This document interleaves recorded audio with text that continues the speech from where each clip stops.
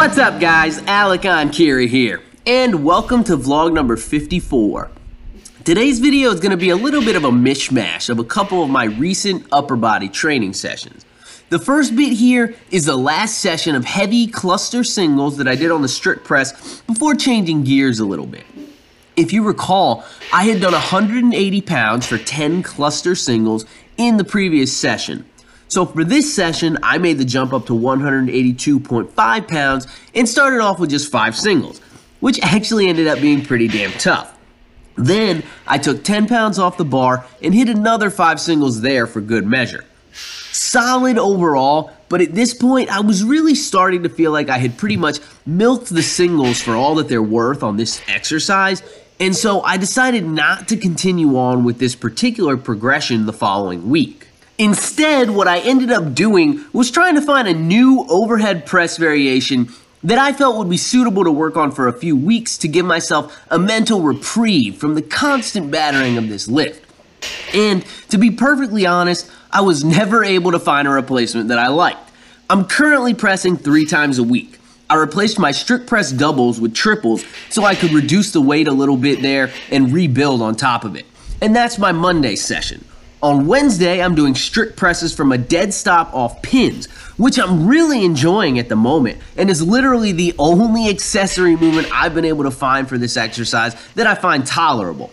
And then my Friday session, which is the one that's supposed to replace these heavy singles, I flip-flopped for several weeks between behind the neck push presses, behind the neck strict presses with a narrow grip, behind the neck strict presses with a snatch grip, and even trap bar overhead presses, and I hated all of them. So I ended up just settling on a much higher volume session of regular strict pressing using sets of 6 to 8 reps. And I think all this extra work is fine for now anyway, because as I mentioned last time, I've recently brought my grip out a pretty good bit on this exercise, and I think I can use all these extra practice reps to help me master the technique again. This session here with the triples is literally the very last session where I used the narrow grip for my presses. So when I put up next week's vlog, the new wide-ish grip that I've been talking about for so long now will finally be unveiled.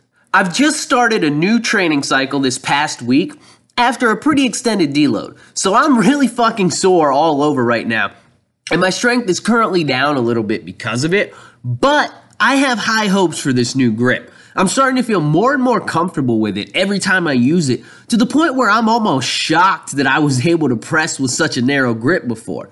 And the reps just feel so much smoother right now.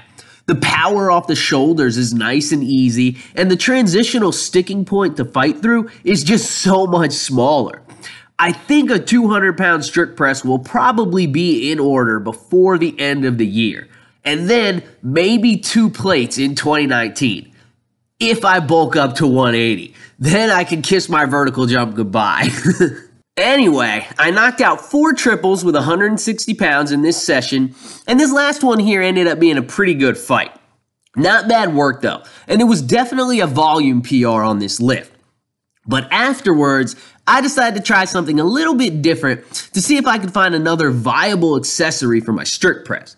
Now, you may think that this is just a push press, but it's not at all a push press. It's actually just a cheated overhead press.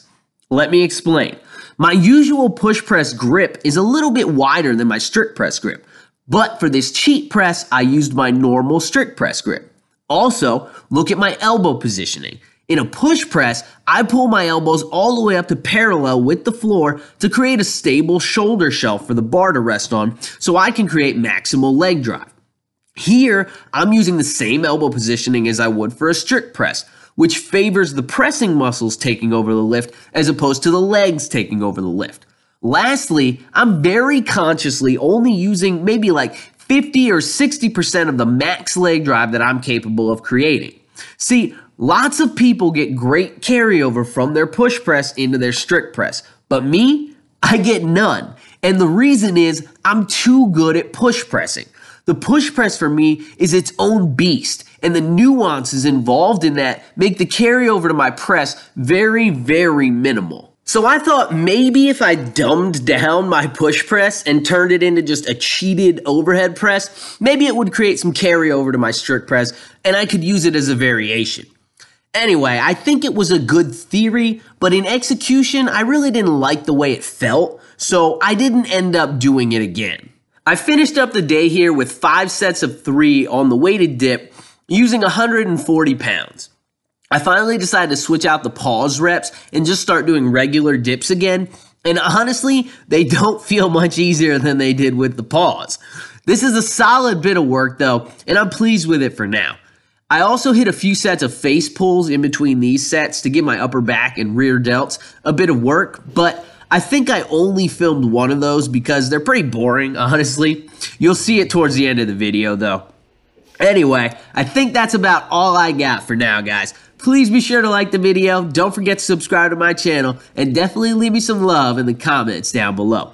And make sure you check back in on Friday. I'm going to teach you guys how to build up a pair of boulders where your shoulders used to be. Keep training hard, and I will catch you guys next time.